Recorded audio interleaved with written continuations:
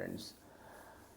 1979లో శరత్ బాబు నటించిన ఒక controversial cinema గురించి వాళ్ళ వీడియోలో మాట్లాడదాం. మామూలుగా శరత్ బాబు చేసిన చాలా సినిమాలు కొన్ని కాంట్రవర్షియల్ స్టోరీస్ ఉన్నాయి. అందులో ఈ సినిమాలు ఎలా ఉంటాయంటే ఒక ఫ్యామిలీలో ఒక కాంట్రవర్సీ క్రియేట్ చేసి దాన్ని ఎలా సాల్వ్ చేశారు అనే విధంగా ఆ సినిమా ఎండ్ చేస్తూ ఉంటారు. సో ఈ సినిమాలో ఏంటంటే శరత్ బాబు, సుజాత ఇద్దరు వైఫ్ అండ్ హస్బెండ్. శరత్ బాబు ఒక ఆర్కిటెక్ట్, సుజాత గారు ఒక ఓల్డ్ యాక్ట్రెస్ కాకుండా ఇప్పుడు ఒక రైటర్ ప్లస్ మన సినిమాల్లో ఉండే సెన్సార్ బోర్డులో మెంబర్ కూడా అనమాట. సో వీళ్ళిద్దరూ కలిసి వీళ్ళకు ఒక చిన్న పాప, ఒక 10 ఏళ్ల పాప ఉంటుంది. సో వీళ్ళు ముగ్గురు కలిసి ఒక కొత్త ఇల్లు కొనుక్కొని ఆ ఇంటికి షిఫ్ట్ అవుతారు. సినిమా స్టార్ట్ అవుతుంది.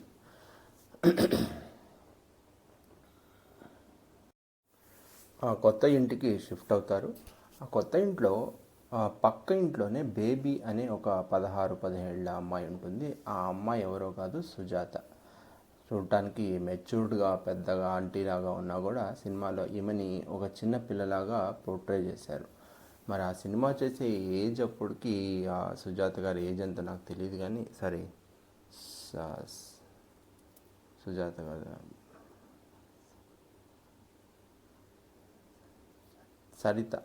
సరిత గారి ఏజ్ ఎంతో తెలియదు, కానీ సరిత గారిని 16 ఏళ్ళు అమ్మాయిలాగా చూపించారు.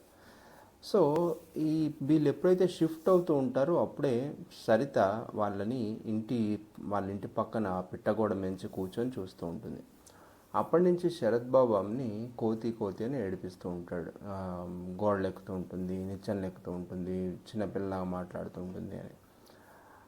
సినిమాలో బాగా అడల్ట్ కంటెంట్ బాగానే ఉంటుంది, కానీ ఎక్కడ చూపించాలో అక్కడ చూపించకుండా అవసరం లేని చోట శరత్ బాబుకి సరితకి మధ్య రాసుకోటాలు పూసుకోటాలు చూపిస్తూ ఉంటారు. అయితే దీన్ని భార్య అయిన సుజాత గారు పక్కనే ఉన్నా కూడా పెద్ద పట్టించుకోదు.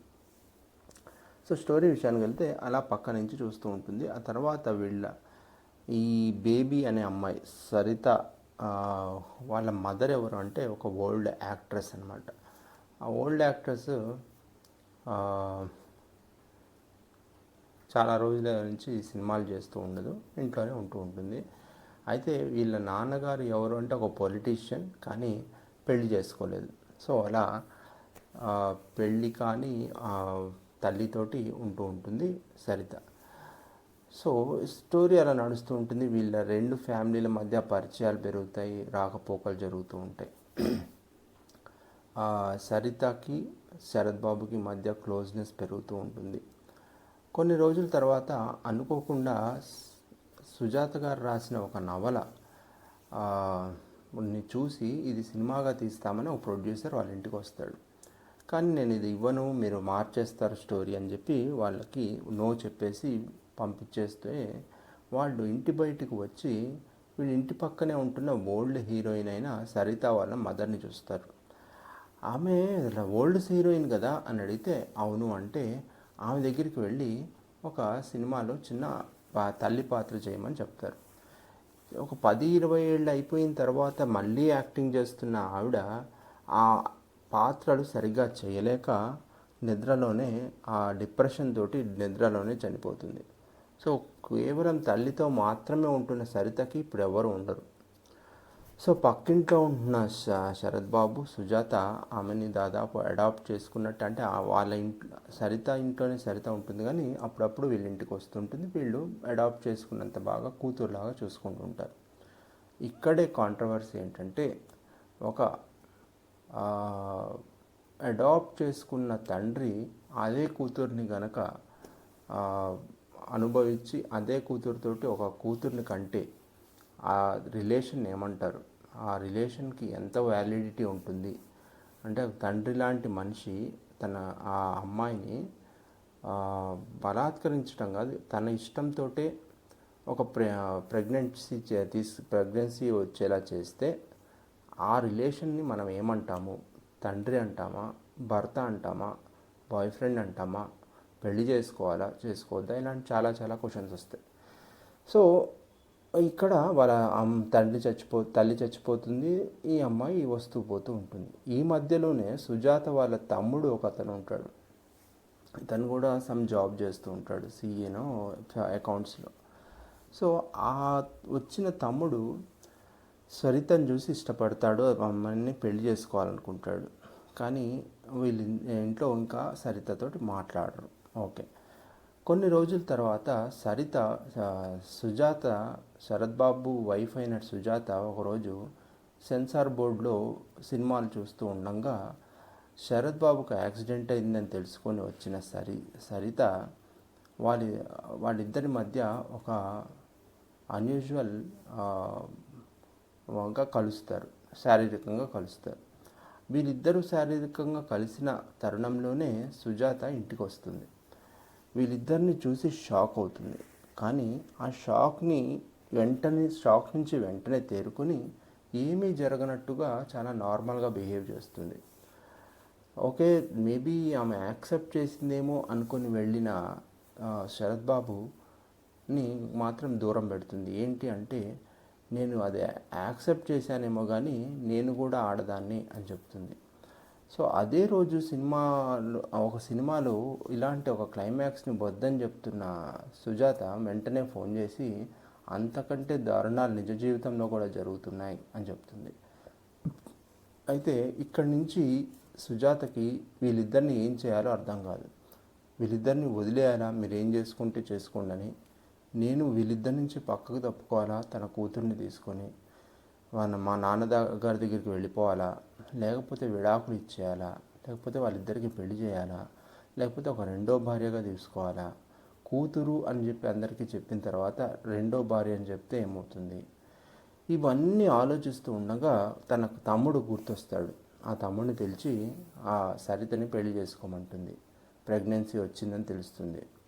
ఇప్పుడు ఈ తమ్ముడు సరే నేను పెళ్లి చేసుకుంటా అంటాడు. కానీ సరిత అంటుంది, నాకున్న ప్రెగ్నెన్సీ వచ్చింది శరత్ బాబుతోటి. సో ఆ ప్రెగ్నెన్సీలో పుట్టిన అమ్మాయి కేవలం శరత్ బాబు దగ్గరే ఉంటాడు అని ఉంటుంది. వచ్చిన బాబు శరత్ బాబు దగ్గరే ఉంటాడంటే వాళ్ళ తమ్ముడు ఒప్పుకోడు.